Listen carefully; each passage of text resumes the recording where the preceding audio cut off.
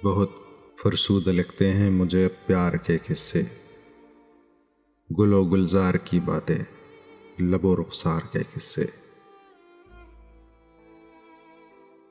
यहाँ सबके मुकद्दर में फ़कत ज़ख्म जुदाई है, सभी झूठे फसाने हैं विसाल यार के किस्से।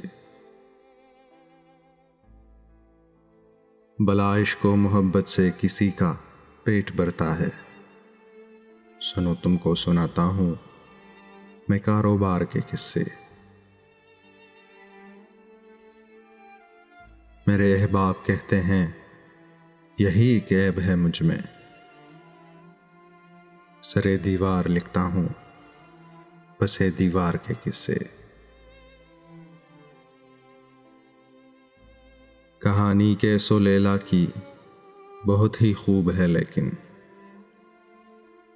कहानी के सुलैला की बहुत ही खूब है लेकिन, मेरे दिल को लुभाते हैं रसनोदार के किस्से। मैं कैसे खून रोता हूँ वतन की दास्तानों पर, कभी तुम भी तो सुन जाओ मेरे आज़ार के किस्से। शुएब अक्सर में लोगों से इसी कारण नहीं मिलता,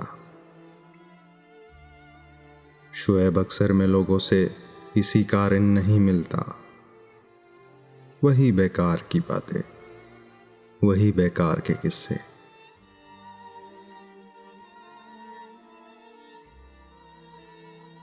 बहुत फरसूदा लगते हैं मुझे अब प्यार के किस्से।